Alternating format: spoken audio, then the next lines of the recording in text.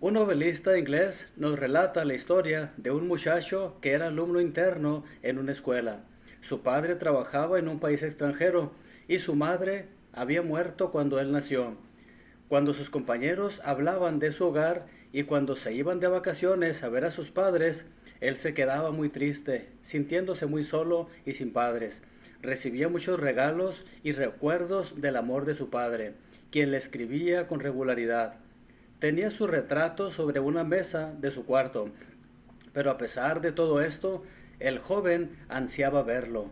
Un día, la noticia de que su padre iba a llegar y el muchacho fue a esperarlo al puerto. A medida que se acercaba el barco al muelle, el joven veía más claramente que su padre se apoyaba en el barandal buscándolo entre la gente. Luego vio que su padre bajaba la escalera corriendo hacia donde estaba él y se abrazaron tiernamente. La palabra padre hasta ese momento solo había sido una palabra. Ahora esta palabra había llegado a ser una realidad. Aquí podemos ver cómo un joven no tuvo a su padre por mucho tiempo. Y al parecer esta historia fue antes del internet, antes de las videollamadas, antes de los celulares. Entonces no podía comunicarse tan fácil como lo hacemos el día de hoy. Ahora, una cosa importante que podemos apreciar aquí en esta historia es de que este joven anhelaba ver a su padre. Sí recibía cartas, recibía regalos, pero no era lo mismo que verlo en persona. No era lo mismo tenerlo en persona. Ahora, la historia también no nos dice por qué este padre había dejado a su hijo cuando su madre había muerto. Él tendría sus razones, entonces no lo juzgamos, pero simplemente la historia así fue. Ahora, el día de hoy estamos celebrando el Día del Padre, el Día del Padre. Y en esta ocasión me gustaría compartir con ustedes dos ejemplos de padres, uno bueno y uno malo. Ahora, pero antes me gustaría compartir con ustedes qué significa la palabra padre. La palabra padre viene del hebreo ab, que significa padre, antepasado, abuelo o ancestro. Y la primera mención en la Biblia la encontramos en Génesis 2:24, donde dice: por tanto dejará el hombre a su padre y a su madre. Ahora en Génesis 28:13 quiere decir abuelo. Dice padre, pero en realidad quiere decir abuelo. Dios dijo a Jacob: yo soy Jehová, el Dios de Abraham, tu padre, y el Dios de Isaac. Entonces era el abuelo cuando dijo esto. La palabra padre es muy importante. Y el día de hoy me gustaría compartir con ustedes la historia de dos padres, uno bueno y uno malo. Y el objetivo es que los padres sean motivados a amar a Dios y cumplir sus mandamientos para que sus generaciones sean bendecidas. ¿Sabía usted que cuando hay un padre bueno, sus hijos y sus nietos y los demás que vienen van a ser bendecidos?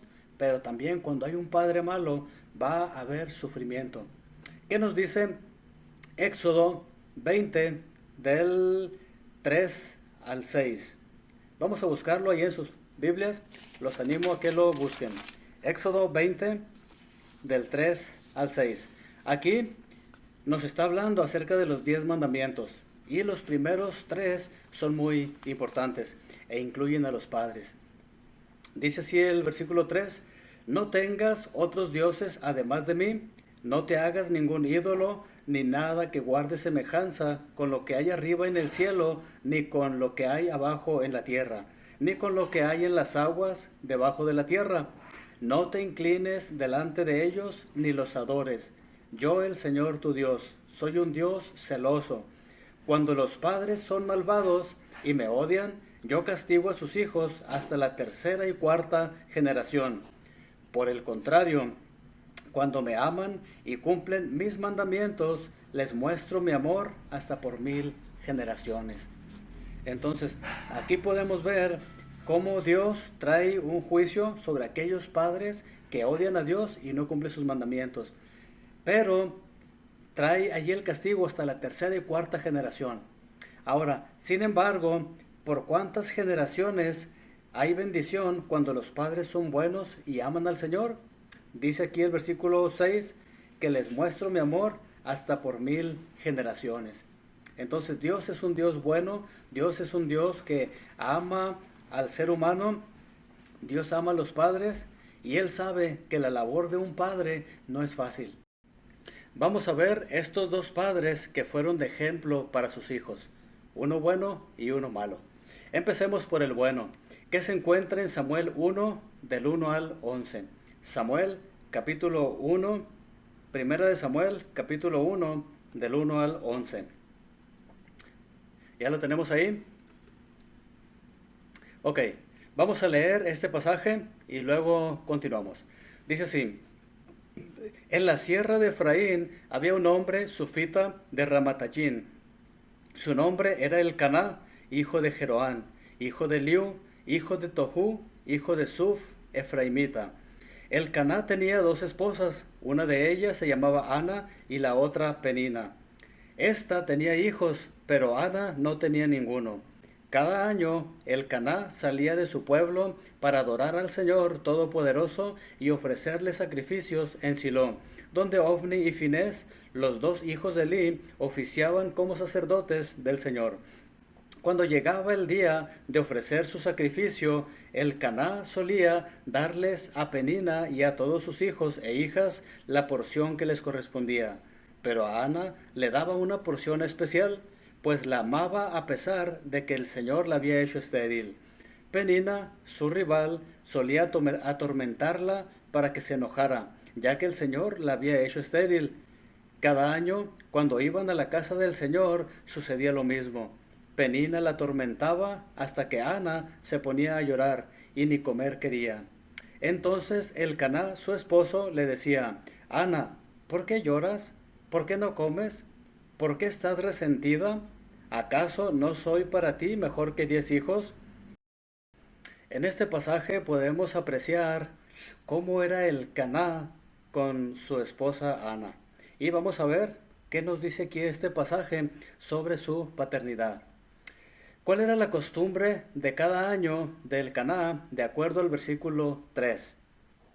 Ahí nos dice que cada año salía de su pueblo para adorar al Señor Todopoderoso.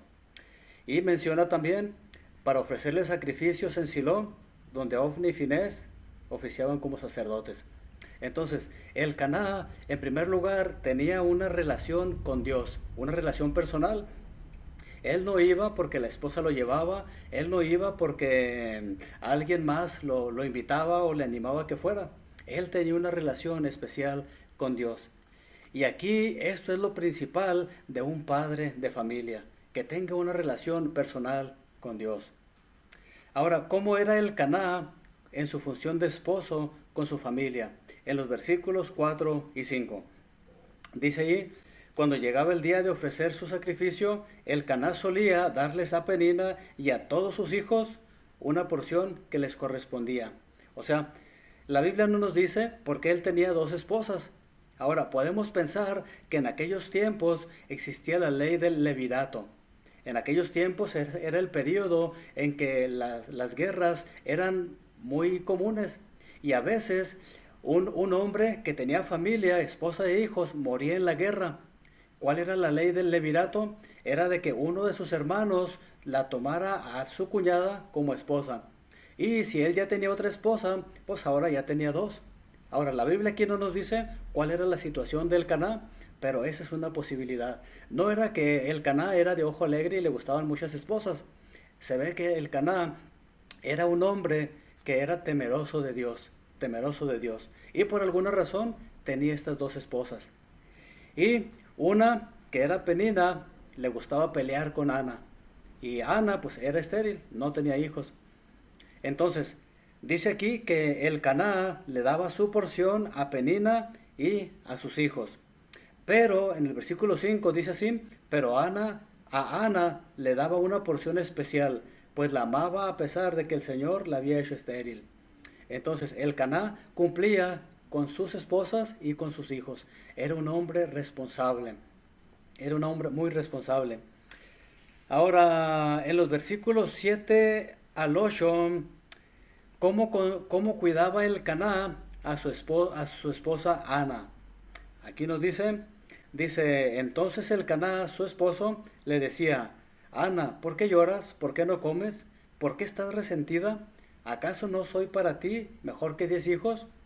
En pocas palabras, el Caná trataba de consolarla.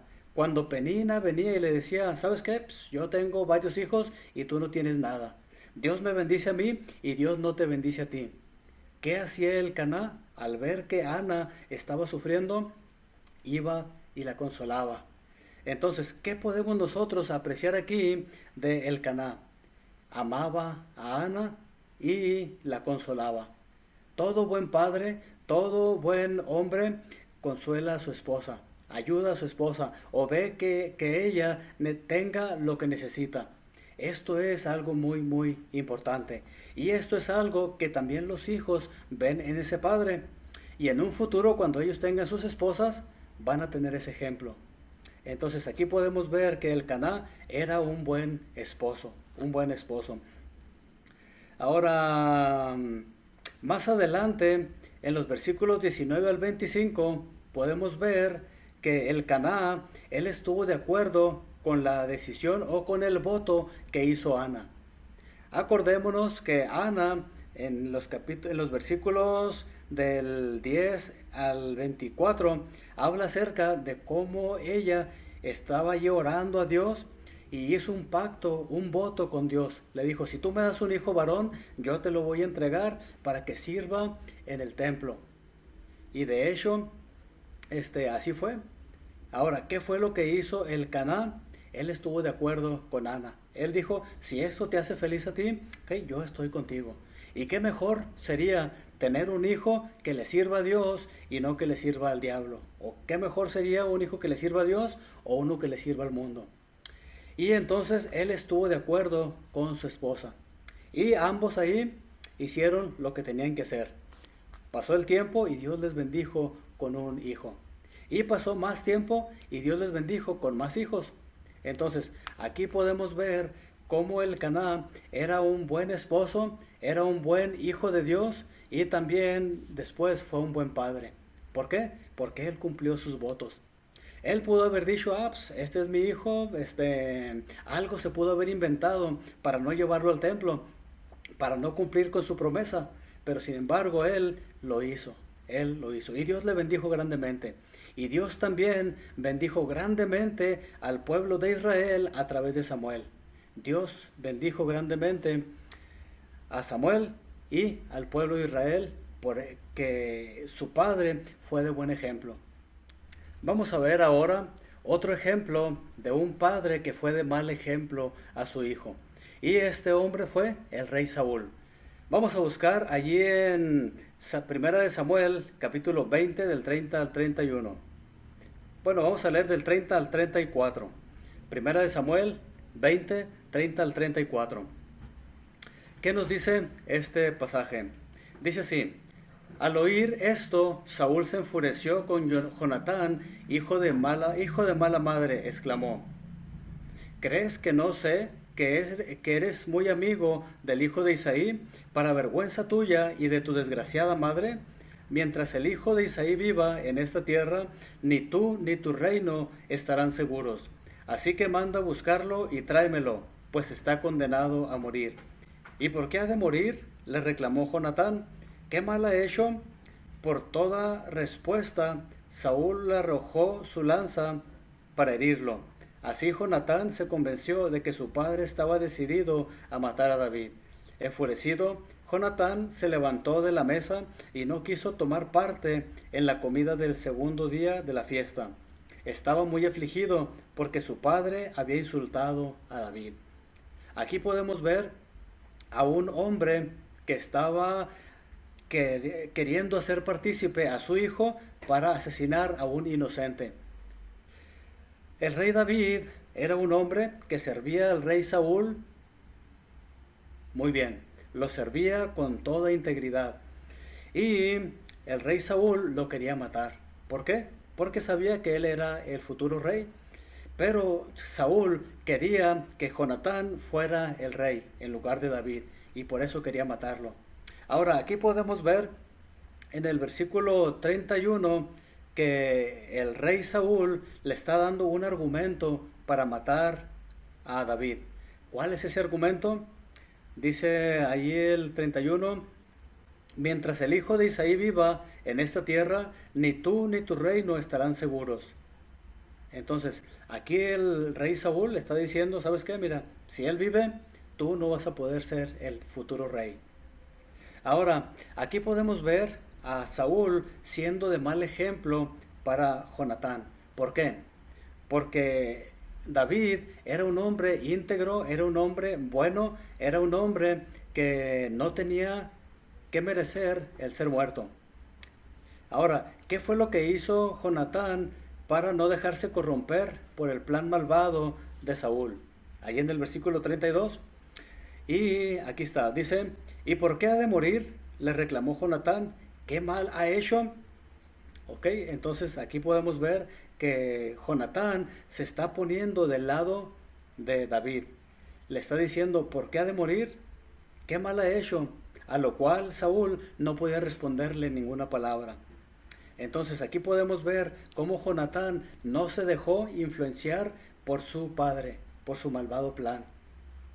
Yo estoy seguro de que tristemente hoy en día hay muchos hijos que sus padres les ordenan hacer cosas que son malas. Y muchos de ellos, aunque sin que se los ordenen, ellos las hacen, cosas malas. Pero aquí podemos ver a un hombre, Jonatán, que no se dejó influenciar por el mal ejemplo o los malos consejos de su padre. Ahora, ¿qué hizo Saúl en los versículos 30 al 34? Y aquí podemos ver, el 34. Dice, el 33. Por toda respuesta, Saúl le arrojó su lanza para herirlo. Así Jonatán se convenció de que su padre estaba decidido a matar a David. Entonces aquí podemos ver que Saúl, al ver que Jonatán no le hizo caso, le arrojó la lanza y quiso matarlo. Entonces, Saúl fue un ejemplo de un mal padre. En primer lugar, por querer corromper a su hijo. Quiso corromper a su hijo, sabiendo que él era muy amigo de David. Y en segundo lugar, como vio que no se corrompió, quiso matarlo. ¿Pueden imaginarse ustedes la ceguera que tuvo Saúl? ¿Qué tan ciego estaba para querer dañar a su propio hijo? Y tristemente hoy en día vemos que algunos padres hacen también lo mismo. Dañan a sus hijos, dan malos consejos a sus hijos y muchos de ellos los dañan. Entonces, que el Señor nos ayude a no ser como Saúl, que dio mal ejemplo a su hijo, pero también que Dios nos ayude a ser como Jonatán, ser leales a nuestros amigos y ser leales a la justicia. Dios quiere que seamos justos. Entonces, no dejarnos influenciarnos, incluso aun cuando nuestros padres nos ordenen cosas malas. Dice la Biblia que cuando una autoridad se pone por encima de la autoridad de Dios, debemos desobedecerla, solamente en esos casos. Y en este caso, Jonatán sabía que la orden de su padre no era para bien, no era aprobada por Dios. Entonces, Dios bendijo a Jonatán y Dios castigó a Saúl. Ahora, aquí hemos visto hasta ahorita ejemplos de dos personas. Elcaná, que fue el padre de Samuel, y Dios bendijo grandemente a Samuel, con larga vida y con ser de bendición para el pueblo de Israel. Ahora, Dios también pudo haber bendecido a Saúl, pero sin embargo Saúl no fue un padre bueno. ¿Qué fue lo que hizo Dios en consecuencia de esto? Pasó el tiempo y murieron Saúl y su hijo Jonatán el mismo día en la batalla. Entonces, aquí vemos un ejemplo de un padre que fue de bendición para su hijo y para muchos más. El Señor Jesucristo vino de la descendencia de David. Pero tristemente, de la descendencia de Saúl vinieron grandes calamidades. Muchos de sus hijos murieron y su descendencia también, por causa de que Saúl no fue un buen padre. Entonces, para cada uno de los padres que me está viendo, hoy me gustaría hacerles el siguiente reto. ¿Como quién les gustaría ser ustedes? ¿Como Saúl o como Elcaná? Elcaná fue un padre, Saúl fue un mal padre. Yo creo que todos quisieran ser como Elcaná. Ahora, ser como Elcaná implica varias cosas, implica varios retos. Ser padre, ser un padre bueno, temeroso de Dios, no está tan fácil. No está fácil. ¿Por qué? Porque tenemos un enemigo que es el diablo y él va a luchar para que se pierda esa identidad del padre, para que ese padre tenga tropiezos o para que ese padre no logre llegar a ser lo que Dios quiere. Entonces, yo quiero animar a cada uno de los padres que me está viendo a que luche, a que siga el ejemplo de Elcaná. ¿Cuál fue ese ejemplo de Elcaná? En primer lugar, él fue un buen hijo de Dios, fue un hombre temeroso de Dios. Segundo, fue un buen esposo. Él se preocupó por su esposa y también por su otra esposa. Él hizo lo que le correspondía y aún más. Y tercero, él cumplió con ese voto que habían prometido él y su esposa Ana. Y Dios les bendijo grandemente. Su descendencia fue de gran bendición. ¿Quiere usted, padre que me está viendo, que sus hijos disfruten de larga vida y ser de bendición a los demás? Usted piense en lo que hace usted. Sea un buen padre, sea un buen jefe de familia. Ahora, para ser un buen jefe de familia, no se puede hacerlo sin ser hijo de Dios. ¿Por qué? Porque Dios es nuestro Padre Celestial, es nuestro ejemplo y debemos ser hijos de Dios. Si usted ya es un hijo de Dios, va a poder usted luchar y ser un buen padre. Pero si usted no es hijo de Dios, va a ser imposible que usted sea un buen padre. Por más que se esfuerce, por más que luche, si usted no tiene una relación personal con Dios, si no es un hijo de Dios, no va a poder ser un buen padre. Ahora, ¿qué se necesita hacer para ser un hijo de Dios? Necesita creer en Cristo como su Salvador.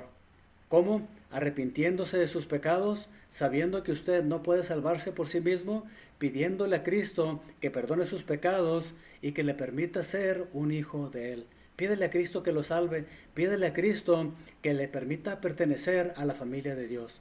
Crea que Cristo murió en la cruz por sus pecados y que Él resucitó al tercer día y que solamente Cristo le puede salvar. Acepte a Cristo como su Salvador. Esa es la única forma de llegar a ser hijo de Dios. Y si usted tiene hijos, por la gracia de Dios, pueda llegar a ser un buen padre. Y va a poder ser de bendición a toda su descendencia. Dice el versículo que leímos primero en Éxodo 20, dice que cuando los padres son malos, Dios castiga a la tercera y cuarta generación.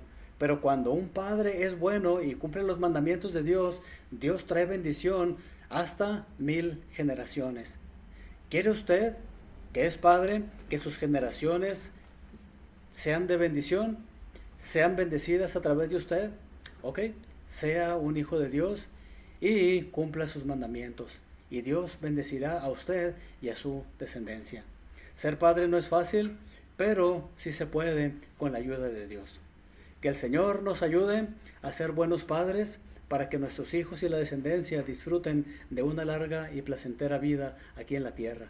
Y más que aquí en la tierra, allá en el cielo, porque nuestro Padre Celestial es perfecto y Él quiere que vivamos con Él para siempre en el cielo.